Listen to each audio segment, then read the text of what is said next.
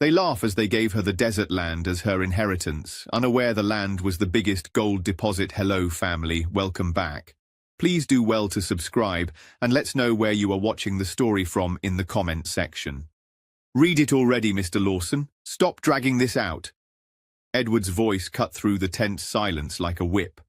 He leaned back in his chair at the long oak table, one hand draped lazily over the armrest, his lips twisted into the smug grin of a man certain he was about to win.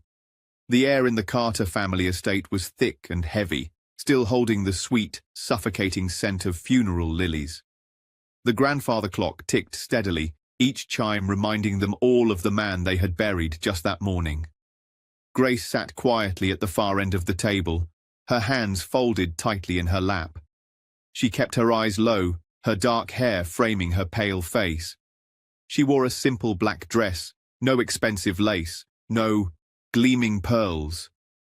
She couldn't afford such luxuries, and truthfully, she had never cared for them. What she cared about had been lowered into the earth just hours ago. Her father. Mr. Lawson, the family lawyer, cleared his throat, adjusting his glasses with slow, deliberate care. As executor of the late Mr. Carter's estate, I will now read the will in full. Michael's wife, Claire, sighed loudly, tossing her blonde curls over one shoulder. Spare us the sermon, Lawson. Just tell us what belongs to whom. Grace's stomach clenched. She hated the way Claire spoke, as though her father's final words were an inconvenience, as though his memory was a burden. Lawson unfolded the papers and began. To my eldest son, Edward Carter, I leave the farmlands on Green Valley Road, including all equipment, livestock, and rights of harvest. Edward slapped the table triumphantly. I knew it. Father trusted me with the land. The farm was always mine to manage. His wife Helena leaned in, whispering with a proud smirk. You'll make it flourish, darling. Just as he intended. Lawson continued. To my second son, Michael Carter, I leave the family home, all adjoining property, and full authority over its management. Michael grinned, adjusting his tie as though it were already too tight from his sudden wealth. Finally, the Carter estate belongs to someone who knows what to do with it. Claire kissed his cheek, her voice loud enough for Grace to hear. Oh, we'll make it shine again. Galas, parties, perhaps even renovations. Just imagine, Michael. The house will be the envy of the county. Grace lifted her eyes slightly. Her heart thudded painfully in her chest. She prayed, just prayed that her father had remembered her in some way that showed his love. She had been the one who sat by his bedside when the illness drained his strength. She had spoon-fed him, read to him, prayed with him. Surely he wouldn't forget. Lawson's voice softened. To my daughter, Grace Carter. The room stilled. Everyone turned toward her. Grace's fingers tightened around each other until her knuckles turned white. I leave the tract of land located beyond the Western Ridge, commonly referred to as the desert lot. The words hit like a hammer. For a heartbeat, silence. Then, laughter. Edward roared first, throwing his head back. The desert lot? Father left her sand. Michael doubled over, clutching his stomach. Oh, this is rich! Perfect! Grace can finally build that lizard farm she always dreamed of. Claire leaned forward, her voice dripping venom. Don't forget the sun, Grace. That blazing sun will be your only harvest. Helena joined in with a cruel giggle. Maybe she can open a cactus shop, or start selling rocks by the pound. The laughter grew, filling every corner of the room, bouncing off the high ceilings like a chorus of cruelty. Grace sat frozen. Her ears rang, her heart ached, but she refused to let the tears fall. They wanted her broken. They wanted her small. Edward smirked across the table. It's fitting, really. You've always been dead weight, Grace. Father probably didn't know what else to do with you, so he threw you out to the desert. Michael leaned back, chuckling darkly. At least she won't have to bother anyone. She and her sand dunes will get along just fine. The wives snickered, trading glances like schoolgirls sharing a secret joke. Grace inhaled slowly. Her father's words, his real words, whispered in her memory. You're the heart of this family, Grace. Don't let anyone make you forget it. She stood, her legs trembling but her spine straight. She smoothed the folds of her black dress and lifted her chin. Thank you, Mr. Lawson. Please continue. Her calm voice threw them off for a moment. Edward's smirk faltered. Michael frowned slightly, as though puzzled by her composure. Lawson blinked, startled. That concludes the reading of the will. Edward slapped the table again. Then it's settled. Drinks are on me tonight, Michael. We've got plenty to celebrate. Michael lifted an imaginary glass. To Father's legacy, and to the fools who get left behind. Their wives laughed again, the sound sharp and ugly. Grace picked up her small purse. She turned to the door, her heels clicking softly on the marble floor. At the threshold she paused. Without looking back, she said calmly, "Congratulations on your inheritance, brothers. I wish you luck managing it." Her words cut through the laughter, quieting it just for a breath. Then Edward scoffed. "Dignity won't buy you water in that desert, Grace." She didn't reply. She didn't turn. The heavy doors closed behind her, muffling their cruel voices. Inside the room, Lawson remained seated, staring at the document in his hands. His brow furrowed. He shifted the pages again, pulling out a folded survey attached to the will. His fingers lingered on a section marked in red ink. His lips pressed together tightly. Something about the land. Something unusual. He glanced at the door Grace had walked through, his eyes narrowing with a mix of hesitation and awe. But he said nothing. The brothers were too busy laughing, too busy imagining their new fortunes, too blind to notice the flicker of unease on Lawson's face. Outside, Grace stepped into the fading light of late afternoon, the cool breeze brushing her cheeks. Her heart burned with humiliation, her chest heavy with grief. They had left her with nothing but sand, and mocked her for it.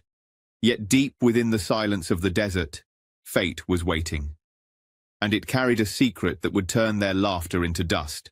If you haven't subscribed yet, I'd love you to join our community by hitting the subscribe button. Through our stories, we build hope and give future to children and women abused all over the world. Motivate us by subscribing to hitting the subscribe button and turning on your notification bell. Also let us know in the comments where you are watching us from and how this story hit home for you. The first time Grace stepped onto her inheritance, the heat smothered her like a curse. The desert stretched out endlessly, flat and cracked, the soil so dry it looked like it had been scorched by centuries of unforgiving sun. She bent down, scooping a handful of the dusty earth, letting it slip through her fingers. The sand trickled back to the ground like ash. Nothing could grow here, nothing could live here, and yet this was her portion. Her brothers had taken the green fields and the family estate, their wives smirking as if fate itself had been rigged in their favor. She had been left with this, an empty wasteland that seemed to mock her with every gust of hot wind. The laughter from that day still haunted her. Edward, the eldest, had slapped his brother Michael on the back and said loudly enough for her to hear, "At least she can raise lizards out there. Lizards and snakes. Maybe she'll open a zoo." Their wives had doubled over with laughter, and when Grace had looked at Michael, hoping for at least a shred of compassion, he had only smirked and added, "Don't worry, Grace. The sun will be your only harvest." Those words followed her now, louder than the buzzing cicadas. She dropped the sand, clenched her fists, and whispered to herself, "I will not give them the satisfaction of watching me break." But courage alone didn't put food on the table. The morning after the will was read, Grace went to Edward's farmhouse. She knocked quietly, hoping maybe he would show kindness outside of that smug conference room. He opened the door, in pressed trousers and polished boots, holding a steaming cup of coffee like a king in his castle. "Grace," he said flatly, as if her presence already inconvenienced him. "What do you want?" She swallowed hard. "Edward, I was hoping you could help me, just until I get on my feet. The land is empty, I don't even have shelter yet." He leaned against the doorframe, sipping his coffee slowly. "You heard the will. Father gave you that land. If he thought you were capable, then to prove him right. Her voice trembled. I'm asking as your sister, not as a farmer, just some food, a sack of grain maybe. A little kindness. Edward smirked. Do you know what my wife said last night? She said your portion suits you perfectly, worthless land for a worthless girl, and you want me to rob my family's table to feed yours. No, Grace. If you're old enough to inherit, you're old enough to figure it out. Her eyes stung. So you'll let me starve? Edward shrugged. The desert doesn't care. Neither do I. And with that, he closed the door. The rejection cut deep, but she tried again. On the third day, she stood at the gate of the estate that had once been her childhood home.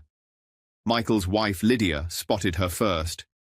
Dressed in silk, her fingers weighed down with rings, Lydia looked at her like a beggar. Oh, look who it is, Lydia sneered. The Lizard Queen herself. Grace tried to ignore her. Is Michael home? Why? Did your lizard stop singing to you? Lydia laughed, calling back toward the house.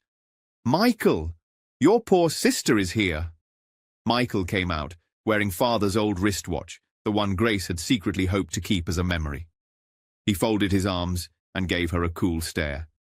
Grace, what are you doing here? Her voice broke as she spoke. I just need a place to stay for a little while. Please, Michael, it's so hard out there. I don't even know where to begin. He leaned lazily against the gate. We all got what father left us. I can't take you in. Lydia won't allow it. And truthfully, neither will I. You're a grown woman now. It's time you learned how to live on your own. She stared at him in disbelief. But we're family. Doesn't that mean anything to you? Michael's lips curled into a cruel smile. Family ends where the will ends. Don't come here again. The slam of the gate rang in her chest like a hammer blow. That night, Grace spent her last few coins on a stale loaf of bread and a bottle of water from a roadside vendor. She carried them back to the makeshift shack she had started building from scraps of wood and tin she found near the edges of her land. Sitting cross-legged on the dirt floor, she chewed the dry bread. It scratched her throat. The water tasted like dust. Tears slid silently down her cheeks as she thought of her father. Why had he done this to her? Why had he condemned her to humiliation while her brothers feasted in comfort? The questions burned. But then, like an ember in the ashes, she remembered his final words, whispered on his sickbed. Never look with only your eyes, Grace. The value of something lies deeper. At the time, she thought it nonsense. Now, starving and shivering on her patch of desert, it felt like mockery. The neighbors had started to whisper about her too. At the village well, she overheard two women. Poor thing, one said, out there baking in the sun. She should sell that land, the other replied. At least then she could buy food. To who? The first laughed. No one would buy dead land. She's a fool for even trying. Their words stung, but worse than their gossip was the pity in their eyes when she approached the well. Even her closest friend Sarah tried to dissuade her. They met on the dusty road one afternoon, Grace carrying a bundle of sticks for her shack. Grace, Sarah said, frowning, you can't keep this up. Everyone says you're wasting away out there. Sell the land. Take whatever you can get and come stay with me. You don't have to prove anything. Grace dropped the sticks and wiped her brow. If I sell it, I'll have nothing. At least now I still have something. Sarah shook her head sadly. Sometimes holding on too tight only drags you deeper. That night, Grace lay on her back in the shack, staring through the gaps in the roof. The stars glittered coldly, like diamonds she could never reach. Hunger gnawed at her stomach. Her arms and legs ached from the endless work, but her pride burned hotter than both. She would not crawl back to Edward or Michael. She would not sell her inheritance for scraps. The desert howled around her, the wind shaking the flimsy walls of her shelter. But she whispered, into the darkness, steady and fierce, "You will not break me. One day, you will speak for me." Her voice trembled, but inside her, something stronger took root. She didn't know how, she didn't know when, but she would survive, and survival itself would be her revenge.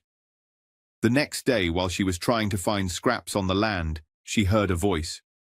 "Water, just a sip." Grace looked up sharply. An old man stood on the edge of her shack's shadow, swaying like a tree ready to fall. His face was weathered, lined with dust and exhaustion. Grace's first instinct was hesitation. Her jug was nearly empty. But something in his eyes, tired yet searching, softened her heart. She carried the jug out and poured the last of it into a chipped cup. "Here," she said gently, offering it. "It's all I have left till morning." The man drank deeply, wiped his mouth, and let out a long sigh. "You've saved me, child. May God bless you." His voice, though cracked, carried a certain authority. He studied her, then turned his gaze to the stretch of dry land behind her shack. Grace forced a smile. "Don't look too closely. There's nothing worth seeing. Just sand and sorrow." The man tilted his head. "Nothing worth seeing, you say?"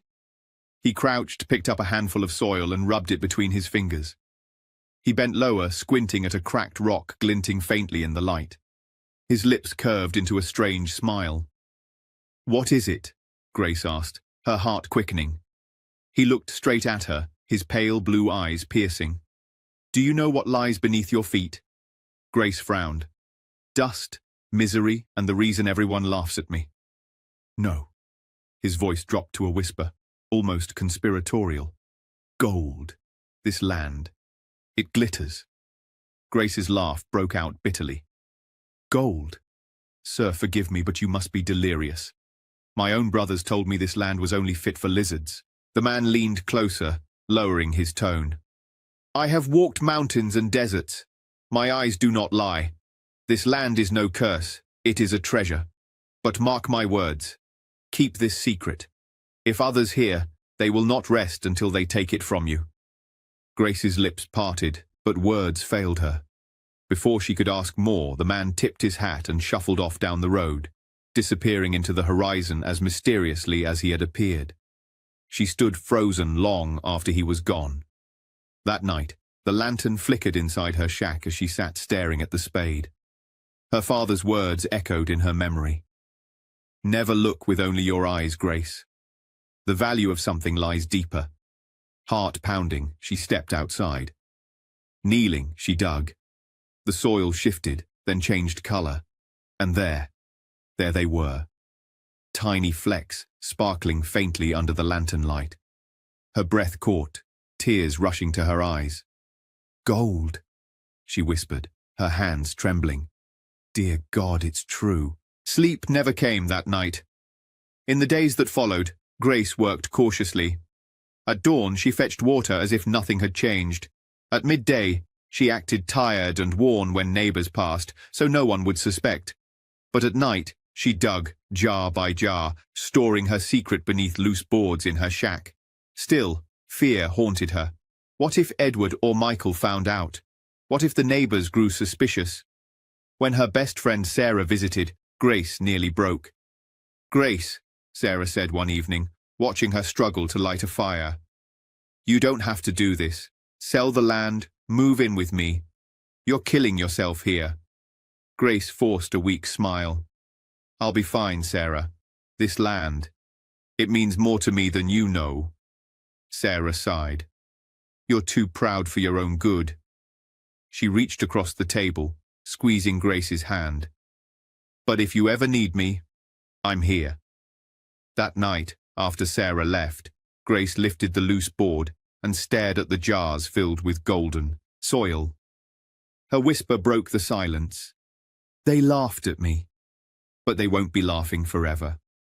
Weeks later, Grace traveled quietly to the city.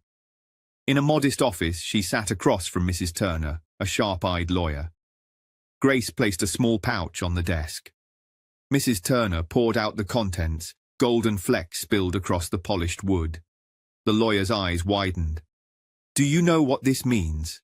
Grace swallowed hard. "I know enough to be afraid. I need help, legal help.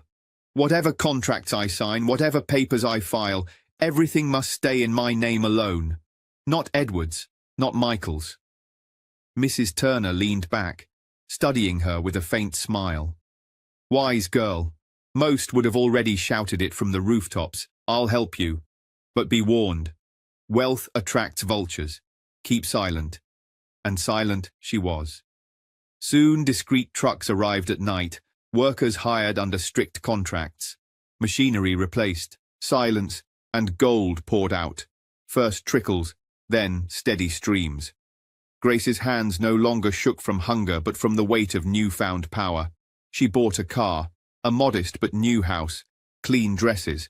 She donated food quietly, paid for sick children's medicine, hired men nobody else trusted to work the mine. But whispers began. At the market, women leaned over baskets of fruit. Grace drives a car now. She was starving not long ago.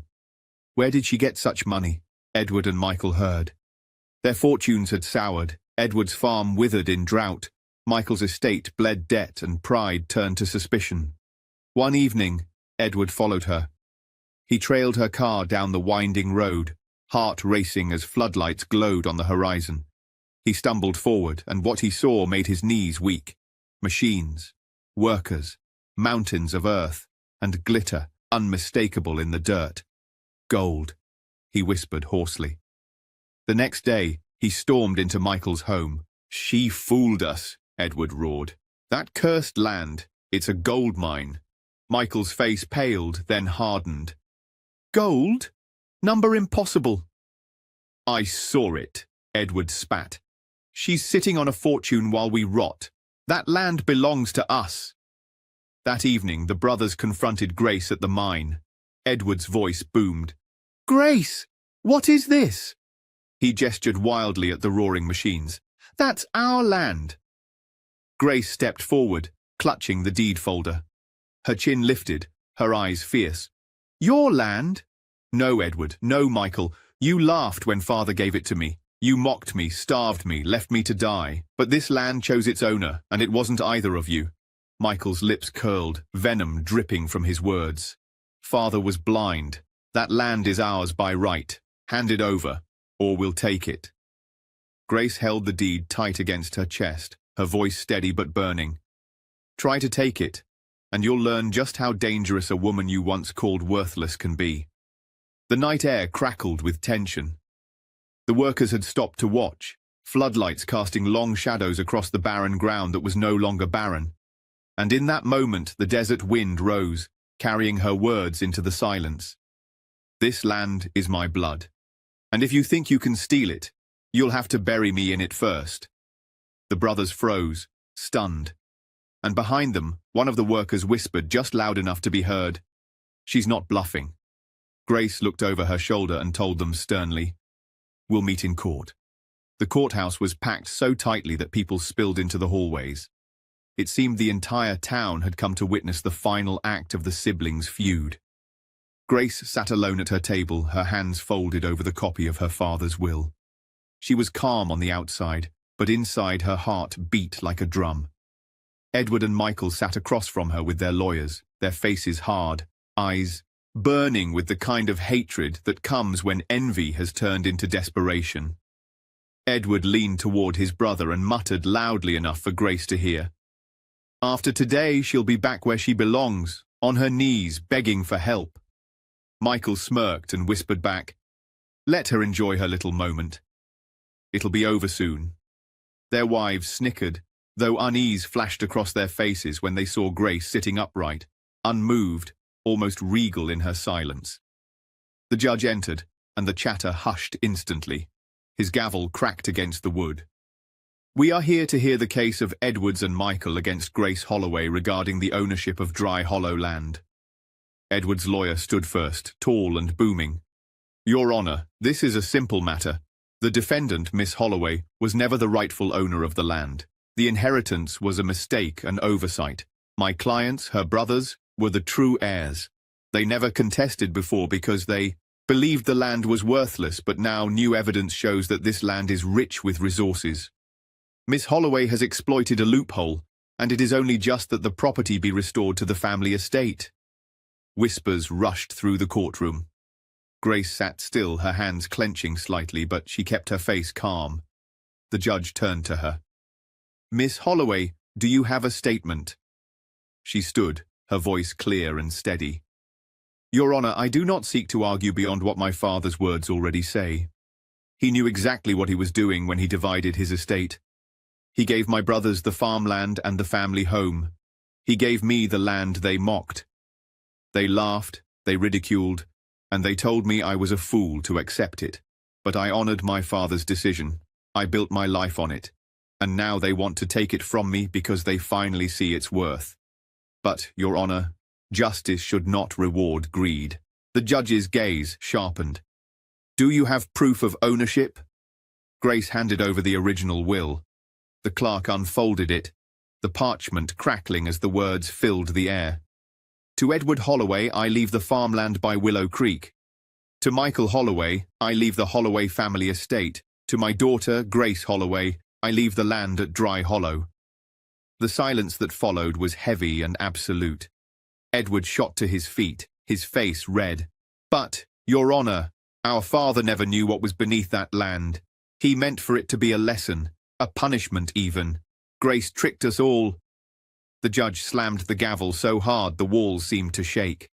"Enough! Sit down, Mr. Holloway." His voice was sharp with disgust. "I see no trickery here. I see only your pride blinding you.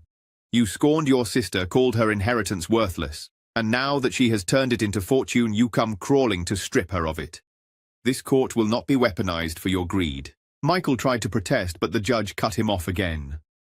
"The will is clear. The land is legally hers beyond dispute. This case is dismissed, and let this be a warning. Envy and arrogance will destroy a man faster than famine." The gavel struck once more. The case was closed. The courtroom erupted in murmurs. Grace sat, tears burning behind her eyes, but she refused to let them fall. She rose quietly, gathering her papers, and walked out with the dignity that had carried her through every storm.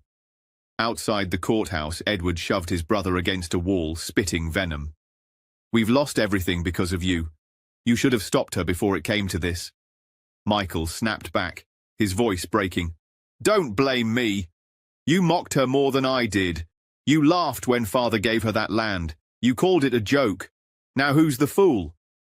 Their wives pulled at their sleeves, begging them to stop as bystanders stared with pity and disdain. Grace walked past them without a word, her steps steady, her chin lifted. For years they had mocked her, abandoned her and cast her aside. Today, silence was her sweetest revenge. Months passed. The once proud brothers found themselves drowning. Edward's farmland, struck by drought, yielded nothing. He mortgaged everything he had left, only to fall deeper into debt. Michael's estate crumbled under unpaid taxes and creditors until the bank repossessed it. Their wives grew bitter, their children hungry, their pride shattered. Meanwhile, Grace's mind expanded. The barren desert land that once made her weep now thundered with machines and glowed with golden dust. She built homes for workers, funded schools in town, and quietly helped widows and orphans who once pitied her. She wore no crown, but her presence alone carried authority. One evening, Grace stood at the top of a ridge overlooking the mine. The sunset bathed the land in fire, and the roar of machinery rose like a song of triumph. Sarah came up behind her, breathless from climbing. "Grace," she whispered, "do you ever think about that day? The day they laughed at you?" Grace smiled faintly, her eyes on the horizon. "I think about it often, and I think about Father's words even more. Never look with only your eyes. The value of something lies deeper. He gave me this land not because it was worthless, but because he trusted I would see what others never could." Down below, in the shadows, two ragged figures stood watching. Edward and Michael, broken men, their faces hollow with defeat, stared at the sister they had once mocked. The roar of her success echoed in their ears, louder than their shame. Grace's voice carried on the wind, steady and unshaken, as though meant for them. "Never despise small beginnings. What you mock today may rise tomorrow and mock you back. The machines roared, gold shimmered in the dirt, and Grace stood tall, crowned not by jewels but by patience, dignity, and triumph. Her brothers could only watch from afar, powerless, bankrupt, and forgotten, while she, the sister they scorned, became a legend in her own right.